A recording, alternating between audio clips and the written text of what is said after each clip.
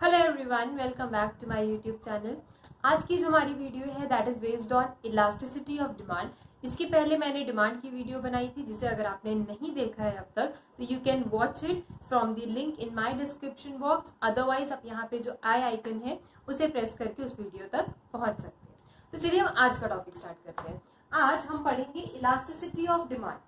अब elasticity of demand पढ़ने से पहले आपको याद होगा कि जब हम डेटर्मिनेंट्स पढ़ रहे थे उसमें हमने पढ़ा था कि अगर कोई भी डेटर्मिनेंट ऑफ डिमांड चेंज होता है तो वो एक मेजर इफेक्ट डालता है कि कितनी क्वांटिटी ऑफ कमोडिटी हम उसमें चेंज करेंगे। फॉर एग्जाम्पल, अगर price of the commodity change होती है तो हम क्वांटिटी डिमांडेड को भी चेंज करते हैं। Higher the price less is the quantity demanded, lesser is the price more is the quantity demanded, right. तो ऐसे ही जितने भी हमने डेटर्मिनेंट्स पढ़े थे उनका मेजर इफेक्ट पड़ता है on the quantity demanded of the commodity. वैसे ही अब इफेक्ट तो पड़ रहा है, अब कितना इफेक्ट पड़ेगा वो हम पढ़ते हैं इलास्टिसिटी ऑफ डिमांड। ठीक है, जैसे कि यहाँ लिखा है कि elasticity of demand refers to the degree of responsiveness. अगर रिस्पॉन्ड तो वो करेगा ही, तो कितनी डिग्री में वो रिस्पॉन्ड करेगा of the quantity demanded due to change in any of its determinant. मतलब कि डिमांड का जब कोई भी डेटर्मिनेंट चेंज होता है उसका क्या डिग्री ऑफ रिस्पॉन्सिवनेस होगा on the quantity demanded, that is called the elasticity of demand.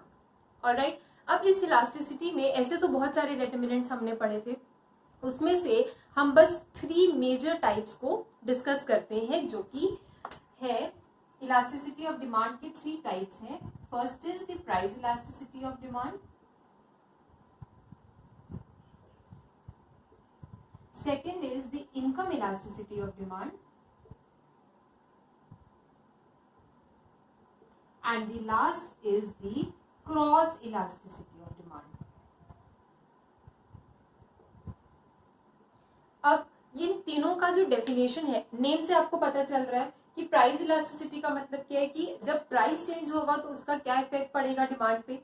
Income जब चेंज होगी कंज्यूमर की तो उसका क्या इफेक्ट पड़ेगा डिमांड पे। एंड लास्टली क्रॉस इलास्टिसिटी में जब एक कमोडिटी का प्राइस दूसरे कमोडिटी की क्वांटिटी डिमांडेड को इफेक्ट करता है, that is called the cross elasticity. Alright, अब इसकी जो डेफिनेशन है उसको लर्न करना बहुत इजी है, बस आप इस डेफिनेशन को याद कर लें। अब अगर आपको प्राइस इलास्टिसिटी करना है तो degree of responsiveness of the quantity demanded due to change in the price of the commodity. क्योंकि प्राइस इलास्टिसिटी है तो हमारे पास एक डेटर्मिनेंट ऑलरेडी आ चुका है, तो इसके जगह पे बस हम प्राइस लिख देंगे। इन केस ऑफ इनकम हम इनकम लिख देंगे, income of the commodity. And in case of cross elasticity, क्योंकि हम 2 कमोडिटीज को कंपेयर कर रहे हैं, तो हम यहाँ लिखेंगे due to change in the price of the related goods. ठीक है, फिर से मैं रिपीट करती हूँ, प्राइस इलास्टिसिटी की डेफिनेशन क्या होगी, degree of responsiveness of the quantity demanded due to change in price of the commodity. Income elasticity की क्या होगी, degree of responsiveness of the quantity demanded due to change in income of the consumer. And finally cross elasticity में degree of responsiveness of the quantity demanded due to change in price of the other commodity, मतलब दूसरे commodity के price की change. Alright, तो आज जो है हम पढ़ेंगे दी डिग्रीज ऑफ प्राइस इलास्टिसिटी, मतलब प्राइस इलास्टिसिटी के कितनी डिग्रीज होती है। ऑलराइट, तो उसके लिए आप अपना अगर आपके पास कॉपी अवेलेबल है तो फटाफट उसे निकाल लीजिए ताकि हम डिस्कस कर सकें एंड आप साथ साथ में उसे नोट डाउन कर दीजिए। ठीक है, तो हम अभी पढ़ने वाले हैं the degrees of price elasticity. Price elasticity की डेफिनेशन मैंने आपको ऑलरेडी बता दी है। Price elasticity refers to the degree of responsiveness of the quantity demanded due to change in price of the commodity, right. तो अब ये जो डिग्री ऑफ रेस्पॉन्सिवनेस है इसको हम कैलकुलेट कैसे करते हैं, तो यहाँ पे ईपी मतलब कि price elasticity is equals to percentage change in quantity demanded by percentage change in price. Alright, क्योंकि हम क्वांटिटी को प्राइस से रिलेट कर रहे हैं, तो अगर प्राइस इलास्टिसिटी ऑफ डिमांड निकालना है तो उसका जो फॉर्मूला है that is PP is equals to percentage change in quantity demanded divided by percentage change in price. अब इसके बहुत सारे सब पार्ट्स हैं। सबसे पहला है perfectly inelastic demand.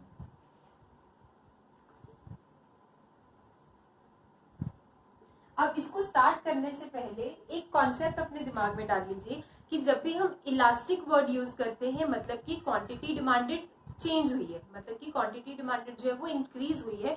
एंड जब हम लोग इन इलास्टिक कॉन्सेप्ट को पढ़ते हैं मतलब कि क्वांटिटी डिमांडेड का कोई इफेक्ट नहीं पड़ा है और due to change in the price of the commodity, मतलब कि इलास्टिसिटी में इलास्टिक का मतलब है कि चेंज हुआ है एंड इन इलास्टिक का मतलब है कि कुछ मेजर इफेक्ट नहीं पड़ा है हमारा on the quantity demanded.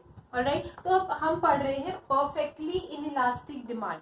Perfectly inelastic demand का मतलब है कि when the change in the price of the commodity does not respond to the change in quantity demanded, उसे हम कहते हैं perfectly inelastic demand। मतलब कि किसी कमोडिटी का प्राइस चेंज हुआ है बट उसके क्वांटिटी डिमांडेड में जब कोई चेंज नहीं आता है तब उसे हम कहते हैं perfectly inelastic demand। इसकी डेफिनेशन क्या हो जाएगी, when the quantity demanded of a commodity does not respond to the change in the price of the commodity then it is said to be perfectly inelastic demand। ठीक है, तो इसमें आप लिख सकते हैं यहाँ पे कि when it does not respond, okay, short में अगर आपको नोट्स बनाने हैं तो इनइलास्टिक का मतलब है कि डज नॉट रिस्पॉन्ड। अब इसका कर्व कैसा होगा, तो यहाँ पे X axis, origin, Y axis, मैंने अपने पहले वीडियोस में भी बताया कि आपको ये सब मेंशन करना जरूरी है।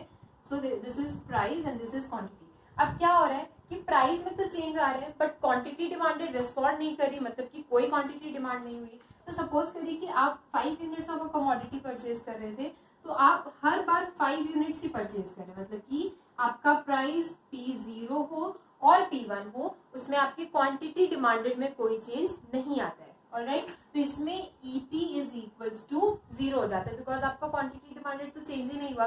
तो in this case the EP is equals to 0।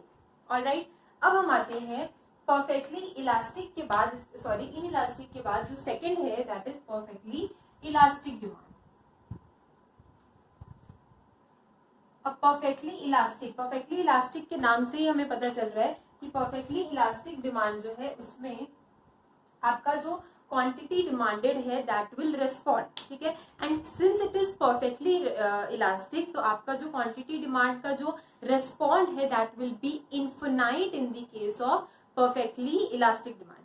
अब इसकी डेफिनेशन आपकी बुक में क्या दी हुई है, इसकी डेफिनेशन दी है when the consumer is ready to purchase all that he can get at a particular price but nothing at all at a slightly higher price then it is said to be perfectly elastic demand। ठीक है, तो इसको हम diagram के through समझते हैं।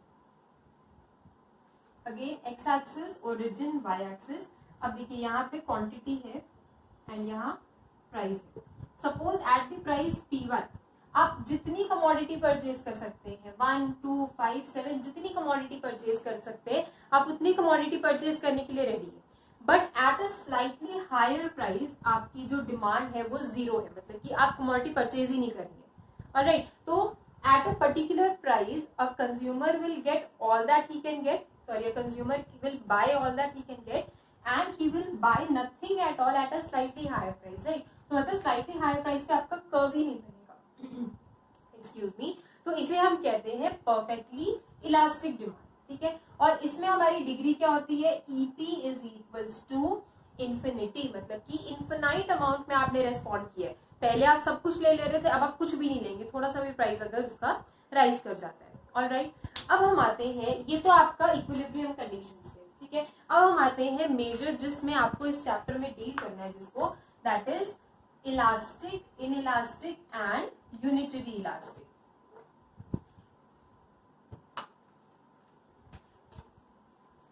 इन तीनों को हम साथ में पढ़ेंगे, elastic demand, inelastic demand and third है यूनिटरी इलास्टिक। इसको समझने के लिए आपको फॉर्मूला अपने दिमाग में रखना होगा बिकॉज एग्जाम में बहुत बार कंफ्यूजन हो जाता है। तो आप अपना जो फॉर्मूला है वो कहीं साइड पे लिख लीजिए, जैसे कि EP is equals to percentage change in quantity demanded by percentage change in price. ठीक है, तो अब सबसे पहले आते हैं हम यूनिटरी। यूनिटरी का मतलब होता है वन, यूनिट मतलब वन होता है। ठीक है, तो यूनिटरी इलास्टिक का मतलब क्या है कि when the quantity demanded of a commodity, when the change in quantity demanded of a commodity is equal to change in price of the commodity, then the elasticity of demand is said to be 1। मतलब कि आपका जितना percentage price fall हुआ है, same percentage में आपने quantity demanded जब increase की हो, then it is said to be unitary elastic. अब इसको याद करने का तरीका क्या है, तो यूनिट का मतलब तो 1 मैंने आपको बता दिया। तो अब ये 1 वैल्यू कब आएगी, जब न्यूमरेटर एंड डिनोमिनेटर एक फ्रैक्शन का इक्वल होगा, राइट। तो अगर आपका change in quantity demanded is equal to change in price, जिसे हम यूनिटरी बोलते हैं, तो आप यहाँ लिख सकते हैं change in quantity demanded is equal to the change in price. अब यहाँ पे मैं चेंज वर्ड लिख रही हूँ क्योंकि एक चीज इंक्रीज होती है तो दूसरी डिक्रीज होती है। मतलब कि जब प्राइस कम होता है तो क्वांटिटी डिमांडेड इंक्रीज होती है, और जब प्राइस ज्यादा होता है तो क्वांटिटी डिमांडेड डिक्रीज हो जाती है या फॉल कर जाती है। ठीक है, लेकिन जो percentage of increase and decrease है दैट विल रिमेन कांस्टेंट, मतलब सेम रहेगा दोनों में।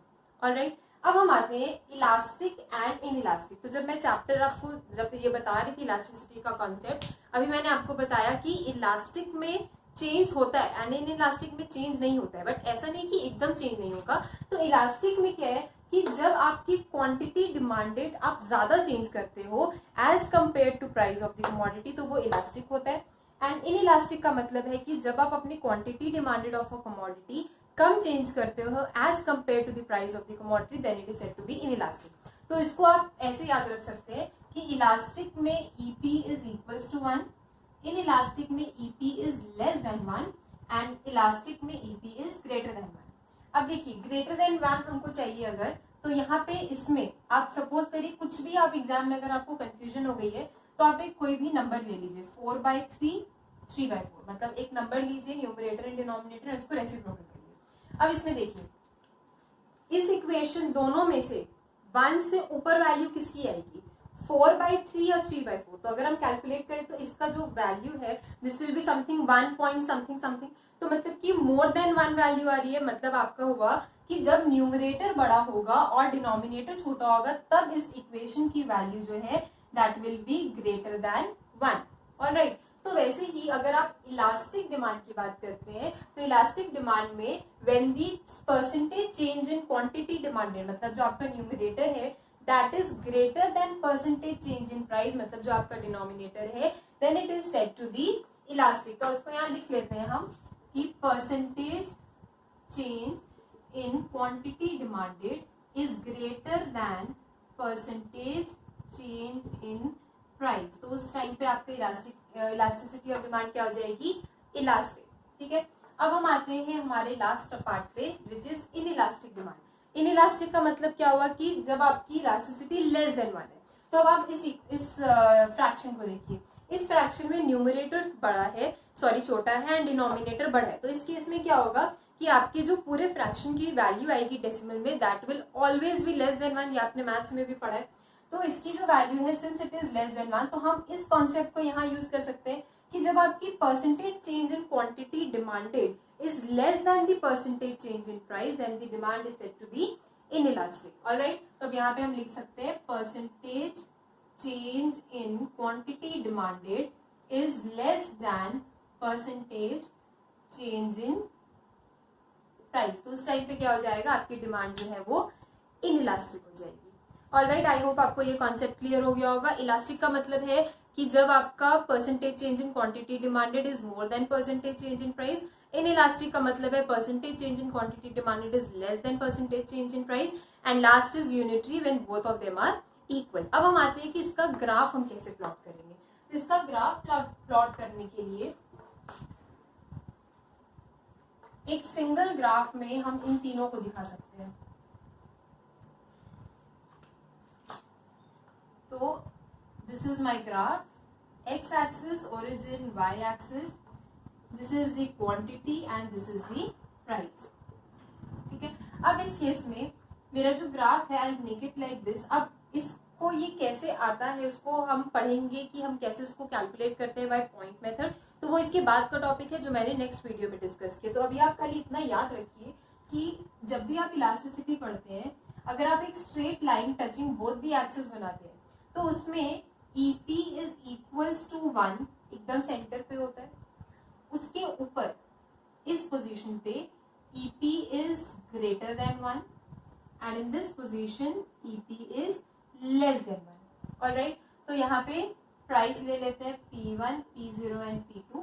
तो प्राइस P0 पे Q0, P2 पे Q2 एंड P1 पे Q1। ठीक है, तो आप खुद देख सकते हैं यहाँ पे कि तीनों में जो डिफरेंस है वो सेम है, बट यहाँ पे क्वांटिटी डिमांडेड कम है इंक्रीज एंड यहाँ पे क्वांटिटी डिमांडेड ज्यादा है। तो इसीलिए this is EP greater than 1 and this is EP less than 1। And एकदम सेंटर में क्या होगा कि आपका change in price and change in quantity demanded जो है वो एकदम इक्वल रहेगी, therefore EP is equal to 1।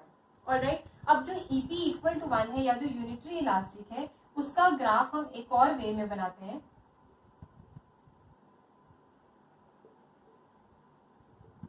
तो अगर आपको खाली EP इक्वल्स टू 1 का ग्राफ बनाना है तो आप उसको सिंपली ऐसे बना सकते हैं। ऑलराइट, जिसमें कि आपका जो प्राइस इलास्टिसिटी है that will be equal to 1, P0, Q0, P1 and Q1।